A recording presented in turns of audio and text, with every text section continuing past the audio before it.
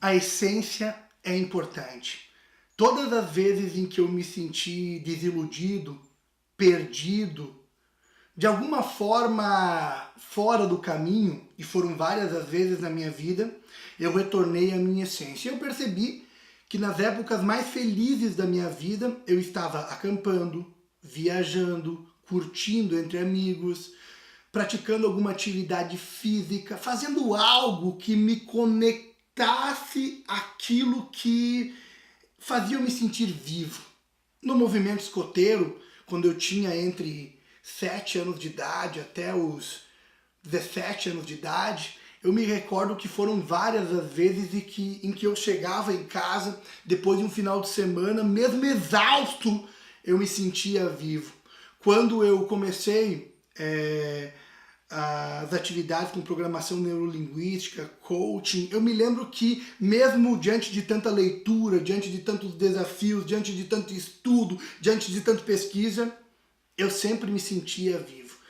E eu percebi também que em algum momento essa essência ela é perdida por causa dos problemas diários, por causa das confusões que habitam dentro da nossa cabeça, por causa dos conflitos internos, por causa dos conflitos externos, porque a gente acredita muitas vezes que aquilo que as pessoas acham da gente, pensam da gente, é realmente relevante.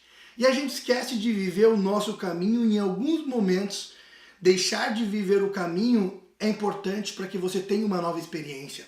Mas quando você passa uma vida inteira entre o seu caminho e um caminho que não interessa, entre o seu caminho e um caminho que não interessa, você começa a acreditar que você nunca vai ser feliz.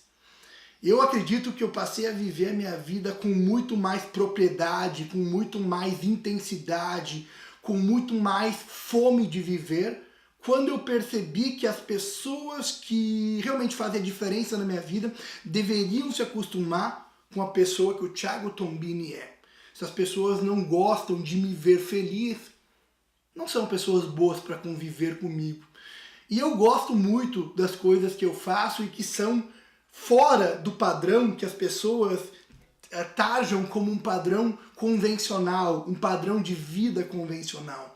Eu me lembro que eu assistia antigamente um determinado filme, um determinado seriado, e eu via aquelas pessoas vivendo uma vida fora do comum, e eu dizia repetidamente para mim que eu queria viver aquilo quando fosse adulto.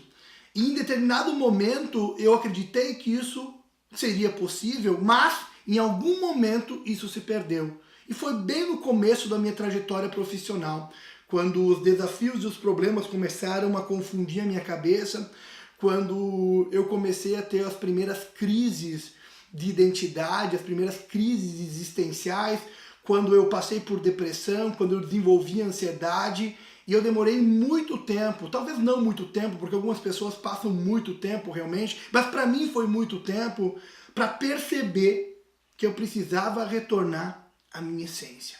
E todas as vezes que eu passo por um problema que de alguma forma me coloca em uma posição de vítima, o que eu faço é retornar à minha essência. Qual é a fase da minha vida que mais me traz a sensação de que eu posso, de que eu consigo, de que eu mereço?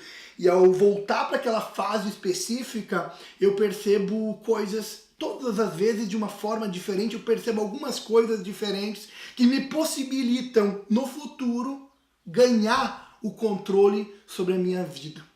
Isso para mim é muito importante. Por exemplo, eu continuo hoje acampando em barracas, eu continuo hoje fazendo ovo no espeto, eu continuo hoje tocando violão em uma fogueira, eu continuo hoje jogando futebol na chuva, eu continuo hoje fazendo viagens sem programação, eu continuo hoje fazendo mochilão, eu continuo hoje pensando na minha vida como uma experiência única. Isso me possibilita viver uma experiência única.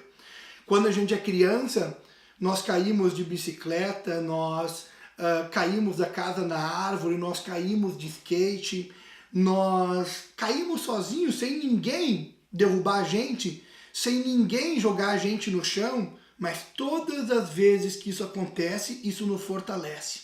A gente levanta muito mais forte do que a gente era. E quando a gente se torna adulto, muitas vezes, qualquer tombo que a gente leva, o que acontece é que aquilo nos paralisa, nos diminui, nos impossibilita de conseguir algo.